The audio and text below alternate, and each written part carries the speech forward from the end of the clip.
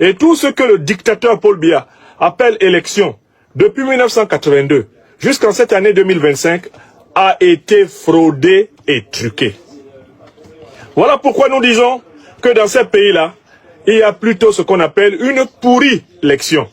Non pas une élection. Une pourrie élection, c'est-à-dire une élection pourrie d'avance.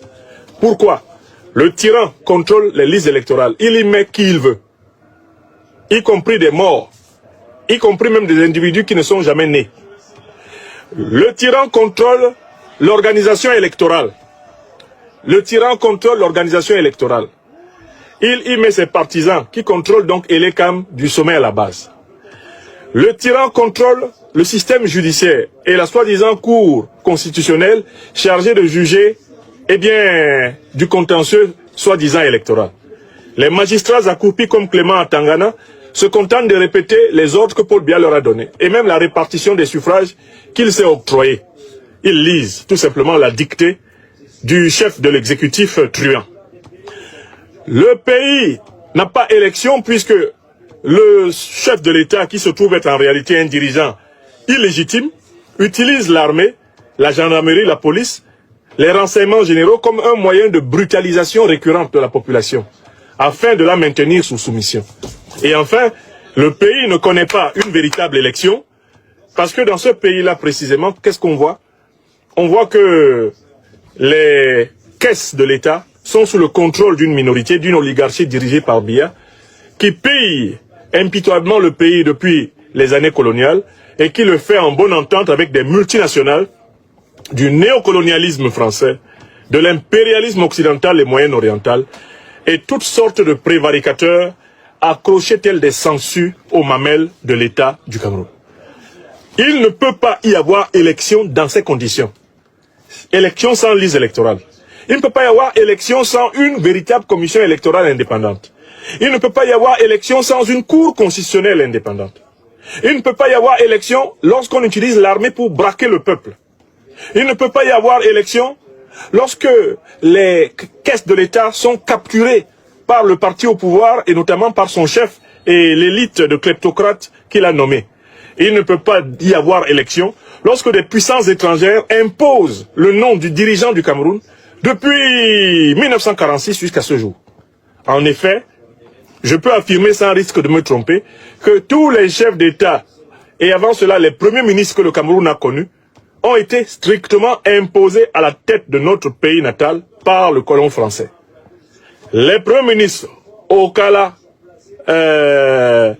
ensuite Mbida, etc., ont été imposés. Ils ont été imposés par le colon français. Amadou Ahidjo lui-même comme Premier ministre a été imposé par la fraude coloniale française. Ahidjo a été imposé par le régime de Gaulle avec son homme de main, Foccart. Biya a été imposé par le régime Mitterrand. Foccart était encore relativement à la manœuvre, même si la droite avait perdu le pouvoir en 1981 en la personne de Valéry Giscard d'Estaing face à François Mitterrand. Donc, le Cameroun que vous voyez là n'a jamais eu un président élu par le peuple camerounais. Toute Camerounaise, tout Camerounais qui prétendent que M. Biya a été élu par le peuple camerounais sont des menteurs. Toute Camerounaise, tout Camerounais qui vous disent M. Amadou Ahidjo a été élu président de la République du Cameroun, ce sont des menteurs. Toute Camerounaise, tout Camerounais qui vous disent que les élections des années 40-50, organisées par le colon français pour choisir ses collaborateurs camerounais, étaient des élections libres, transparentes, exemplaires, neutres, démocratiques. C'est un menteur. Parce que même les archives françaises avouent que ces élections étaient truquées. Alors, maintenant, qu'est-ce qu'ils inventent pour essayer de donner l'impression qu'ils sont en train d'organiser une élection? Qu'est-ce que le régime de Paul Biya a décidé d'inventer? Il a commencé par un premier micmac.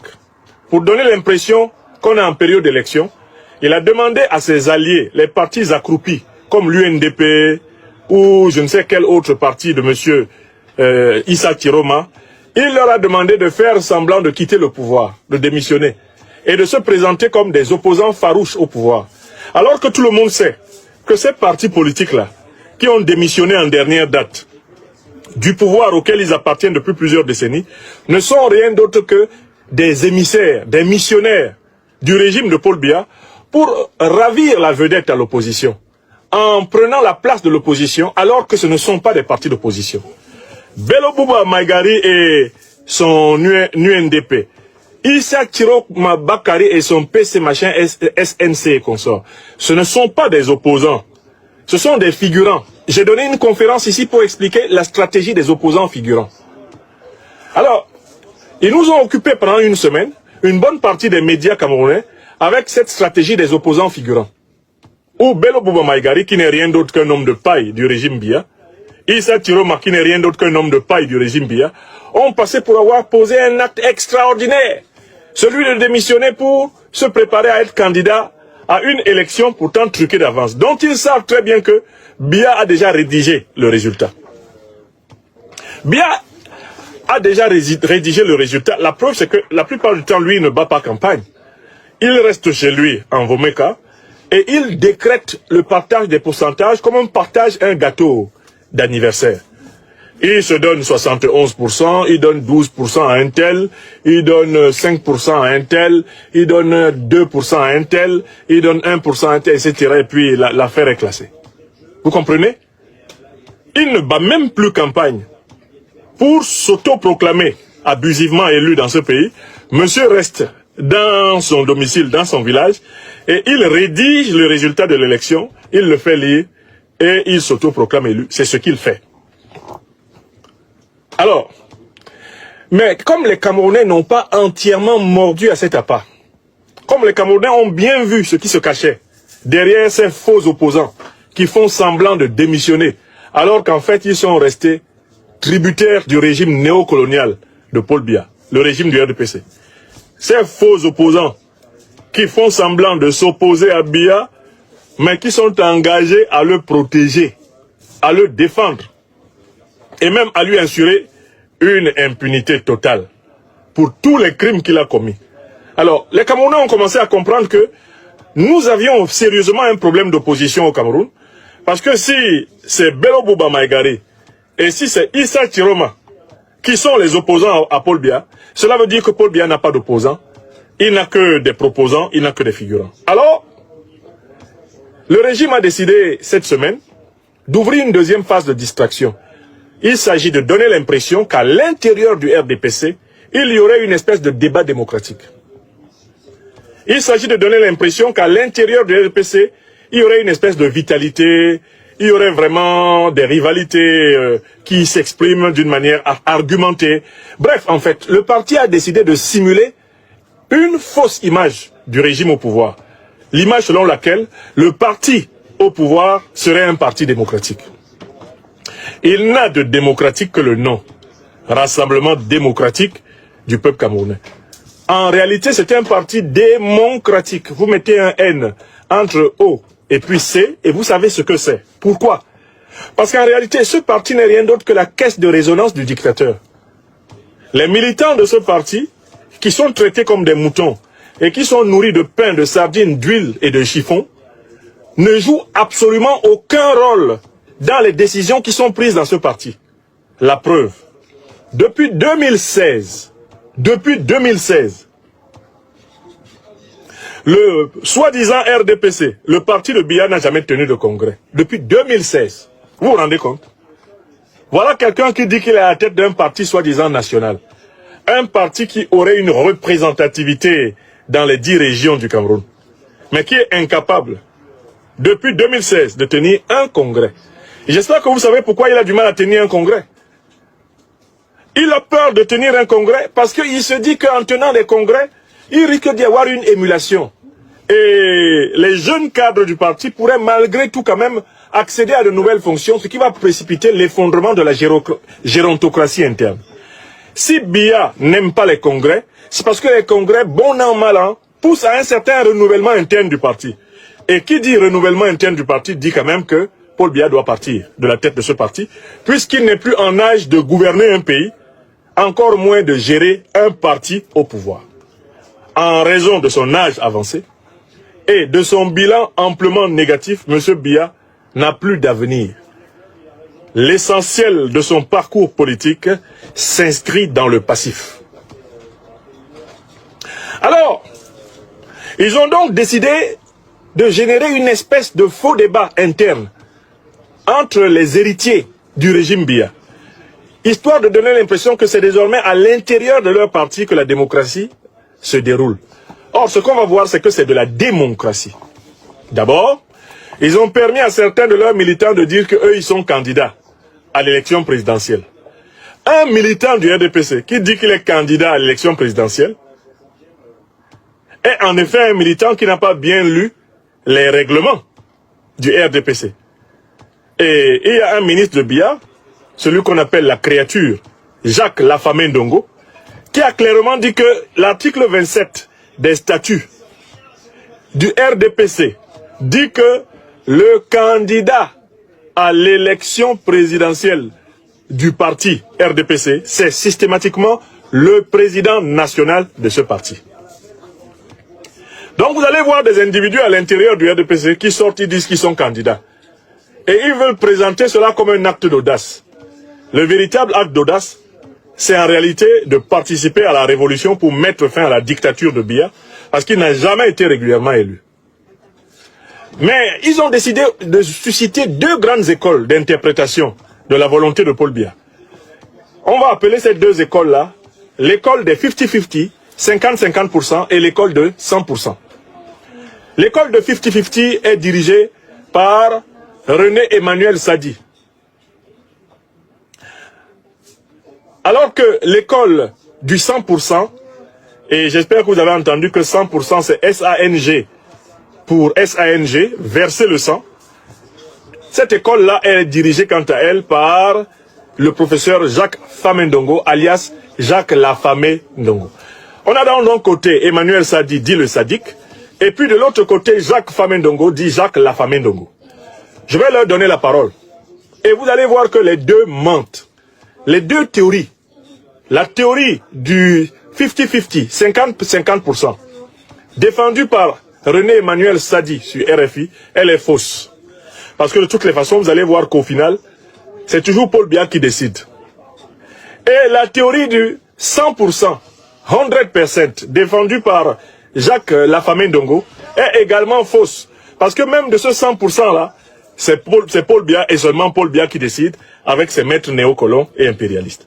Donc, je vais vous inviter à un exercice très simple. On va donner la parole au premier à avoir parlé, le défenseur de la théorie du 50-50, 50%, 50%, René Emmanuel Sadi, que j'appelle René Emmanuel le sadique, parce que ce type est un menteur de sang-froid. C'est un flegmatique qui habite avec tranquillité le monde des ténèbres. René Emmanuel Sadi est un sadique. C'est quelqu'un qui prend plaisir à voir les Camerounais souffrir de ses mensonges et de ceux de son patron. Nous allons l'écouter sur RFI, en train de débiter des faussetés, uniquement pour au final dire aux Camerounais et aux Camerounaises, dire à l'opinion internationale qu'au Cameroun, seule la volonté de Biya est faite. C'est-à-dire, seules les instructions du Saint Monsieur Biya. Alors on va commencer par là. Commençons par prendre Monsieur René Emmanuel Sadi, dit René Emmanuel le sadique. Que dit René Emmanuel Sadi, dit le sadique? Donnons-lui la parole. Il a parlé. Nous allons lui donner la parole.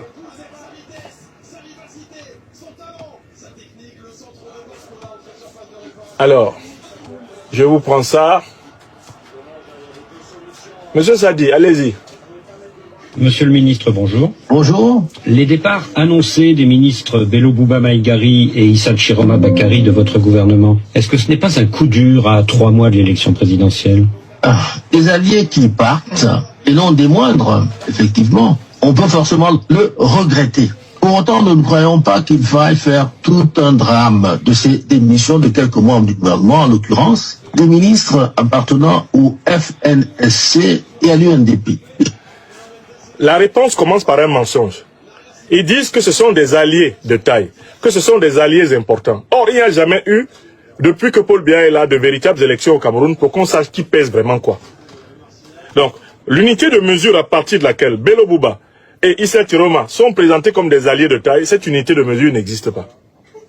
La dernière fois qu'il y a eu une esquisse de mesure des forces politiques au Cameroun, c'était en 1992. Et Biya s'est débrouillé d'ailleurs pour frauder, truquer l'élection présidentielle et par la suite truander l'élection législative. Il n'y a eu depuis lors aucun outil, aucun instrument électoral fiable permettant de dire ce que pèsent réellement Bello Bouba Maïgari et Issa Chiroma, qui sont par ailleurs des larbins du régime de M. Biya. Ils ne sont pas partis du régime de Biya. Ils ont été chargés de distraire les Camerounais en donnant l'impression de partir. Donc Sadi commence par le mensonge. Qu'il continue. Nous l'avons attrapé. Je le dis parce que le Cameroun est un pays de liberté et de démocratie. Et ceci est un acquis irréversible. C'est faux. Le Cameroun n'est pas un pays de liberté et de démocratie. Le Cameroun est une dictature. C'est un pays où le peuple est écrasé. Le peuple est pillé. Le peuple est maltraité depuis plusieurs décennies. Cela a commencé par la colonisation allemande. Cela a continué avec la colonisation britannique et la colonisation française. Et sous le colon français, en accompagnement de ces supplétifs camerounais et africains, plus d'1 million de Camerounais ont été massacrés entre 1955 et 1971. Cela a été fait par l'armée coloniale française, assistée de ces supplétifs africains du Cameroun, à la tête desquels Amadou Ahidjo et Paul Biya. Ils sont responsables du génocide camerounais. On ne peut pas parler dans un pays où on a génocidé plus d'1 million de personnes parce qu'elles revendiquaient l'indépendance, parce qu'elles revendiquaient la souveraineté, on ne peut pas parler de liberté et de démocratie. Ce n'est pas vrai. On ne peut pas parler de liberté et de démocratie quand des centaines, des milliers de Camerounais croupissent dans des prisons, sans procès, depuis plusieurs années, ou sur la base de procès contrefaits, controuvés, comme c'est le cas de Bibou Nissak et de Alain Fogué, ou même comme c'est le cas de Sissoukou Ayouk Tabé. On ne peut pas parler de démocratie, d'état de droit et de liberté dans ces conditions. Lorsque les membres de la famille du chef de l'État bénéficient d'une immunité judiciaire pour tous les actes de violation ostentatoire de la loi qu'ils commettent. Je prends l'exemple de Madame Anastasie Brenda Eyenga Biya, qui s'est permise de revendiquer publiquement la violation de la loi camerounaise sur l'homosexualité. Et qui, pour cela, n'a fait l'objet d'aucune réprimande officielle du régime de son père au Cameroun. Alors que d'autres Camerounais, en raison de leurs orientations sexuelles, connaissent la rigueur et même la traque de la loi. Voilà un exemple. Un deuxième exemple, c'est le pillage du bois et de l'or dans l'est du Cameroun par le fils de M. Biya, Franck Biya, et par le neveu de M. Biya, Assam Vondo, dit Bonivan. Ça fait plusieurs années, plusieurs décennies que ces deux individus volent les richesses publiques camerounaises. Et ils sont protégés par leur père et oncle, Paul Biya. On ne peut pas parler de démocratie, de liberté et d'état de droit avec cela.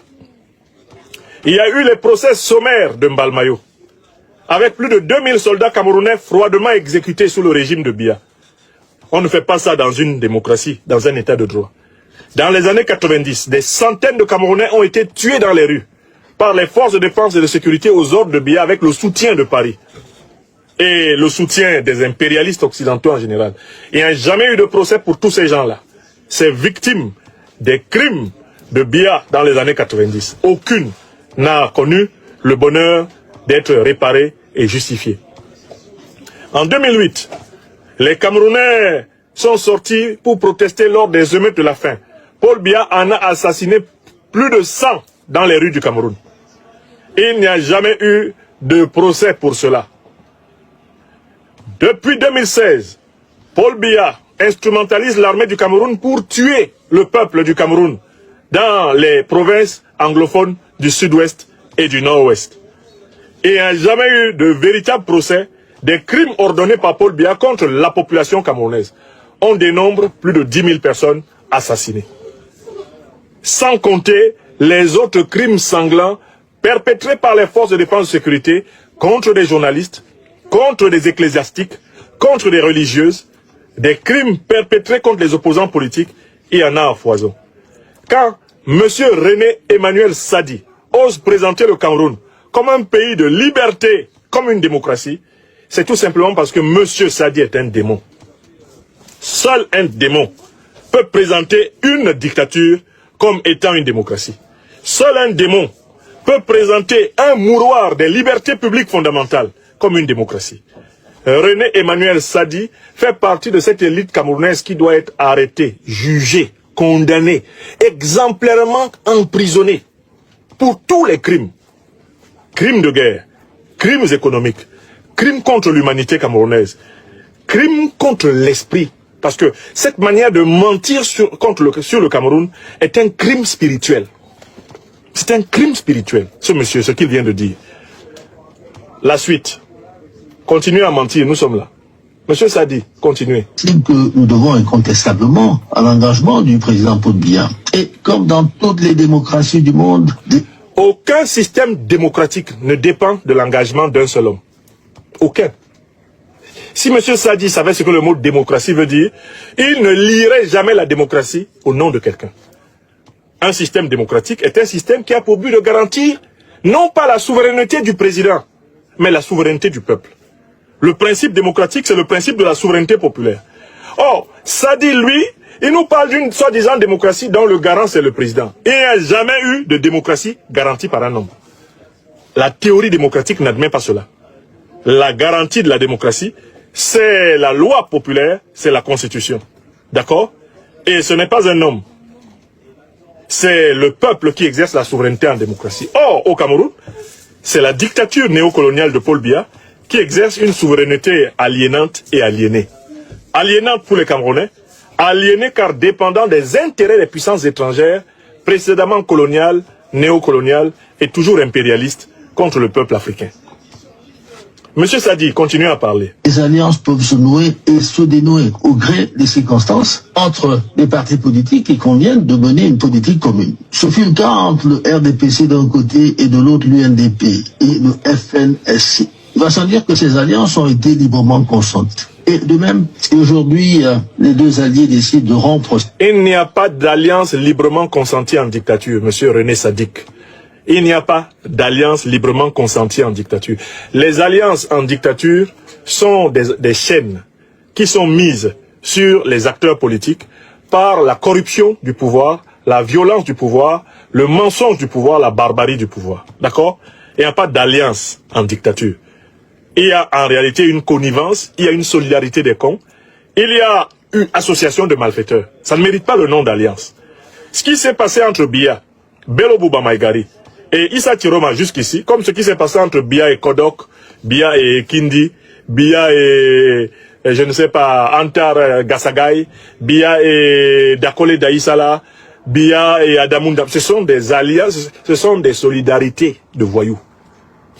Il s'agit d'associations de malfaiteurs dans le dos du peuple camerounais. Ils se sont associés pour voler au peuple camerounais sa souveraineté. Tous ceux qui ont dealé avec Paul Biya, tous ceux qui ont exercé le pouvoir avec Paul Biya ont participé au vol de la souveraineté du peuple camerounais avec Paul Biya. Car Paul Biya n'a jamais été régulièrement élu président de ce pays. Et il n'a pas posé d'actes révolutionnaires qui lui permettent, eh bien, d'être pour cette patrie un homme essentiel. Nous devons plutôt à Paul Biya l'enfoncement du Cameroun dans les ténèbres de l'histoire. Ces alliances, ils le font en toute liberté pour des raisons qui leur sont propres. Le RDPC, quant à lui, en prend forcément acte et il en tirera toutes les conséquences qui s'imposent. Voilà ce que je peux vous dire s'agissant, n'est-ce pas, du départ de M. Bello Bouba et de M. Issa Tiroma. Maintenant, M. Bello Bouba et M. Issa Tiroma ne sont pas partis. Ce sont des figurants. Ils ont fait semblant de partir pour tromper les Camerounais les plus naïfs, qui peuvent les prendre pour des opposants. Ce ne sont pas des opposants, ce sont des agents du pouvoir. Sadi, le sadique, est un menteur. Bello Bouba n'est pas allé quelque part. Issa Tiroma n'est même pas allé quelque part. La preuve, on ne les a pas remplacés au gouvernement, parce que leur place les attend. Ce sont des estomacs sans fond, des mangécrates fiefés, obsédés, obsessionnels. Ils ont été chargés par Biya d'essayer d'occuper la place vide de l'opposition, chassée de l'exercice, justement, d'une parole forte, d'une alternative véritable.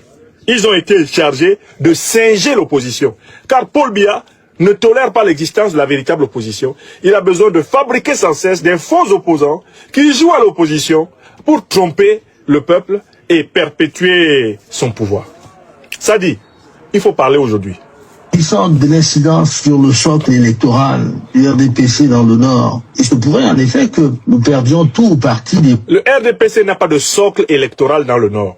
Parce que c'est Paul Biya qui décrète le contenu du résultat des élections. Il n'y a absolument pas de moyen d'évaluer le socle électoral du Nord alors qu'on ne connaît même pas les listes électorales. On n'a même pas vérifié que tous ceux qui sont dans les listes électorales sont des êtres vivants. On ne peut pas parler de socle électoral dans un pays où la map monde de l'élection n'existe pas. Les listes électorales n'existent pas encore. Les gens parlent de socle électoral. Où sont les listes? Pour qu'on puisse voir qui est vivant dedans, qui est mort et qui n'est jamais né. Parce qu'il y a 3 catégories d'électeurs dont Paul Biya est vraiment friand. Les électeurs jamais nés, donc inexistants, fictifs, il les remplit dans la liste.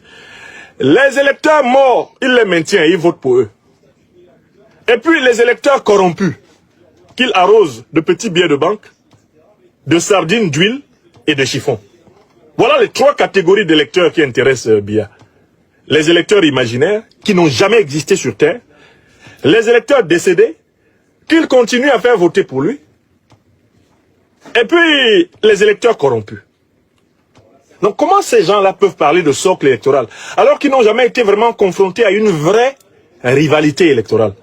Quelle est la rivalité électorale qu'il peut y avoir entre le dictateur qui proclame les résultats tels qu'il veut et l'opposition qui se contente de prendre acte ou de subir les résultats proclamés par le dictateur? Sadi le sadique est un gros menteur. Aujourd'hui, on l'a attrapé, il va souffrir. Sadi, parlez encore. Voix de nos anciens alliés. Mais je vous fais remarquer ceci. Lors des consultations électorales dans notre pays ces 10 ou 20 dernières années, c'est le RDPC qui les a remportées avec brio. Alors, c'est faux, il ment. Le RDPC a fraudé avec brio. Le RDPC n'a jamais remporté une élection avec brio. Il les a toujours fraudés. Sadi le sadique, les Camerounais ont le droit à la vérité. Le RDPC contrôle les listes électorales. Il contrôle exclusivement la commission électorale. Il contrôle exclusivement le contentieux électoral, la Cour constitutionnelle. Il contrôle les médias publics. Il contrôle les forces armées de défense et de sécurité. Il contrôle les renseignements généraux. Et il contrôle les caisses de l'État qu'il utilise à son avantage. Dans ces conditions-là, vous ne pouvez pas dire que vous avez gagné ces 20 dernières années. Vous devez dire, nous avons volé depuis 43 ans aux Camerounais leur souveraineté. Voilà le narratif qui fait honneur